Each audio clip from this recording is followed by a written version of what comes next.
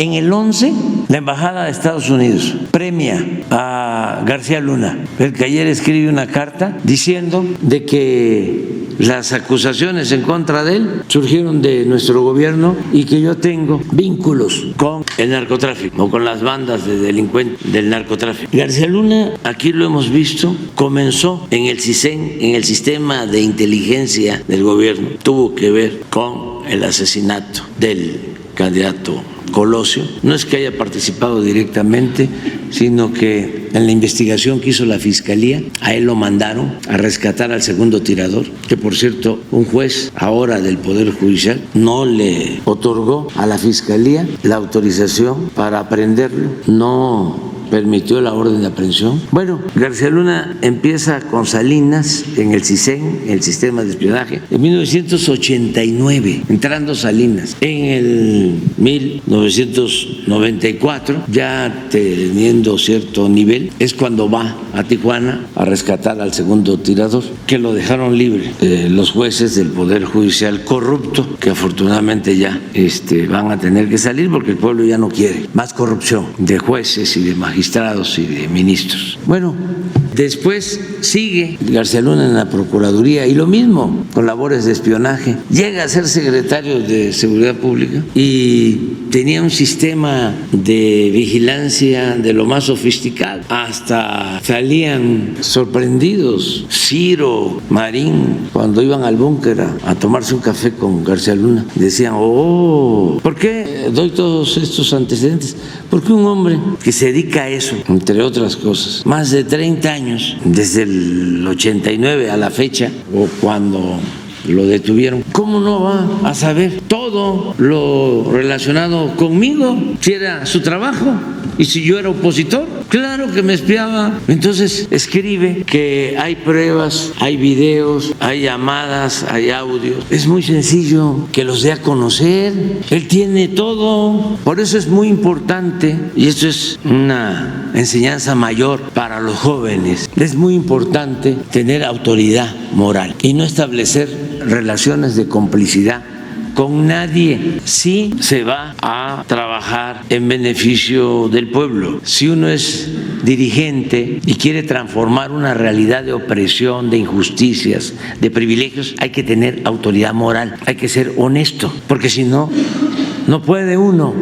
Lo destruyen. A mí en mi carrera de décadas como dirigente he padecido de muchísimas acusaciones y no han podido. Es muy sencillo que presente las pruebas, que hable con Anabel si él no las tiene, la periodista, pero para que no falle, que le pida a sus amigos de la DEA la información, que le pida a sus abogados que busquen a Tim Golden, premio Pulitzer 2 veces, que vaya con los editores del New York Times o del Washington Post, y para que no falle, que vaya al Departamento de Estado del gobierno de Estados Unidos. Presidente, en ese sentido, ¿usted tomará alguna acción por esto? ¿Usted tomará alguna acción por estos señalamientos? No, nada.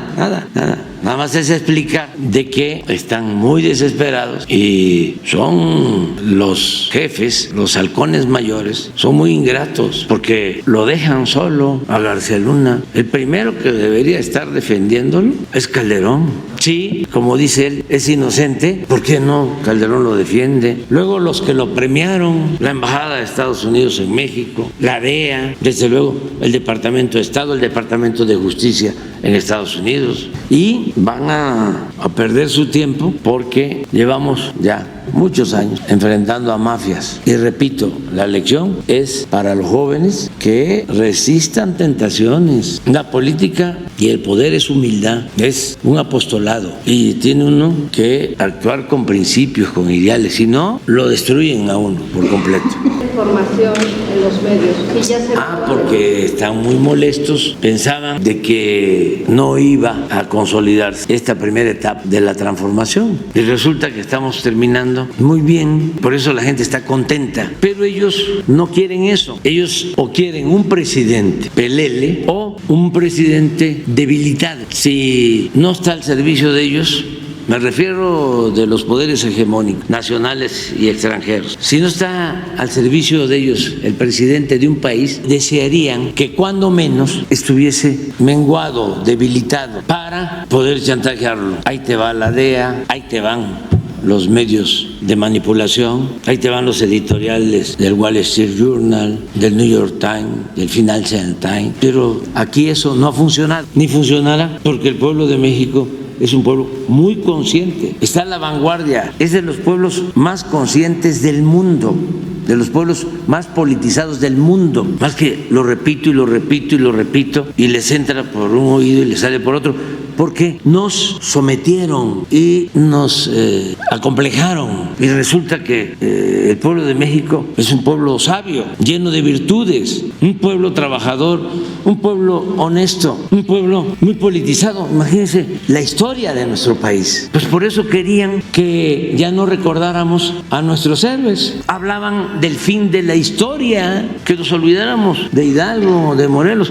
En el periodo neoliberal hasta financiaban películas con actores famosos para hablar mal de Hidalgo y de Morelos, y ya ni hablar de Juárez, lo mismo de siempre, y mal de Zapata y mal de Villa y mal de Madero y mal del general Lázaro Cárdenas. Bueno, se acabaron al partido que surge del movimiento revolucionario, se lo tragaron. ¿Por qué no pones la gráfica de cuántos senadores tenía el PRI cuando Zedillo? Fíjense ese fenómeno.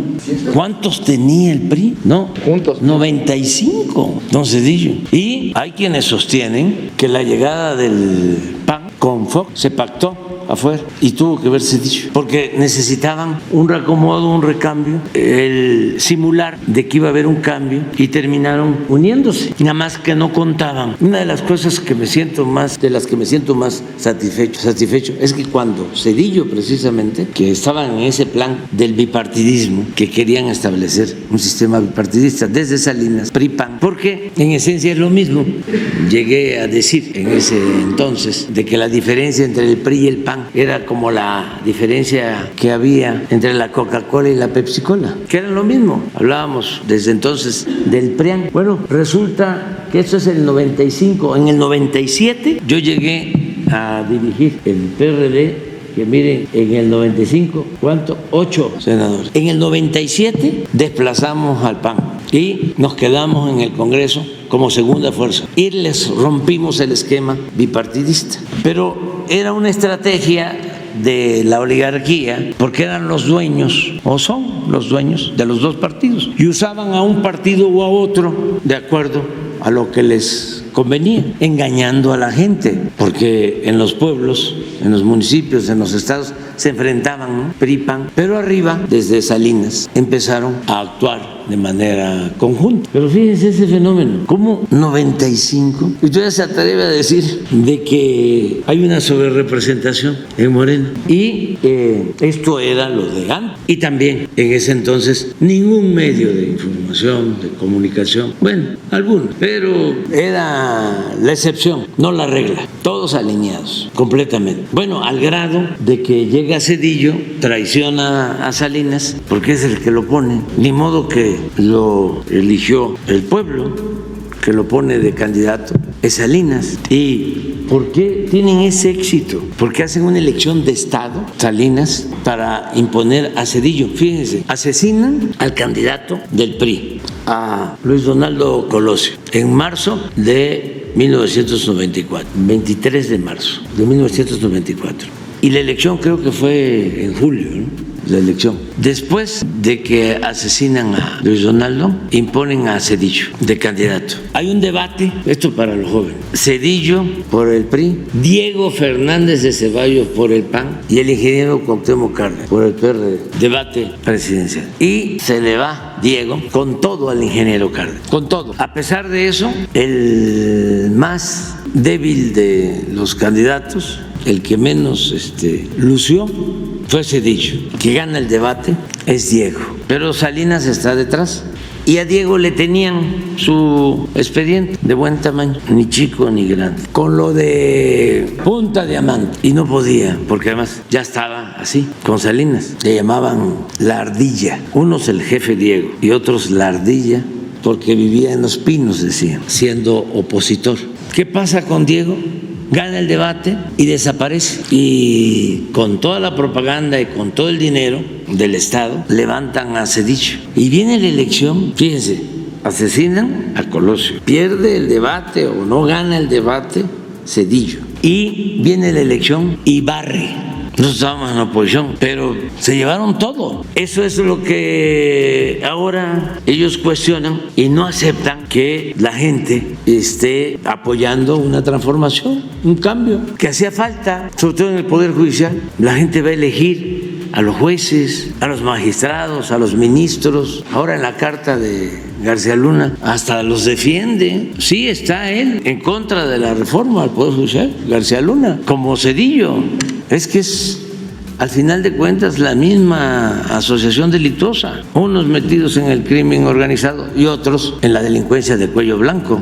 Y también eso debe de analizarse, porque antes toda la culpa, incluso se consideraba ratero, solo al que se robaba una bolsa en el mercado, siempre lo digo, y a los que saqueaban al país se les llamaba hombres de negocio, no perdían ni siquiera su respetabilidad. Yo me acuerdo que en una revista Forbes, donde aparece en la lista de los más ricos del mundo, llegaron a poner a Guzmán Loera en la lista de los 10 más ricos de México. No. Con todo, Guzmán Loera, en términos de béisbol, jugaba en la Liga del Pacífico, los otros en grandes ligas. O sea, hay niveles. Estoy hablando de la revista Forbes.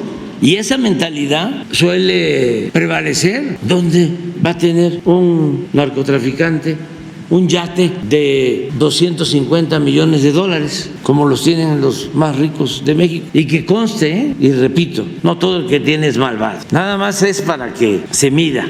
Porque basta de hipocresía. Saquean, roban miles de millones de pesos y no pierden su respetabilidad. Eso se acabó. ¿Cuántos contratos hemos visto aquí leoninos que entregaban en los gobiernos anteriores? A los que no nos quieren, a los que manejan los medios de manipulación. Presidente. ¿Qué hacen los comunicadores? Construyendo aeropuertos, administrando cárceles, construyendo carreteras, hospitales.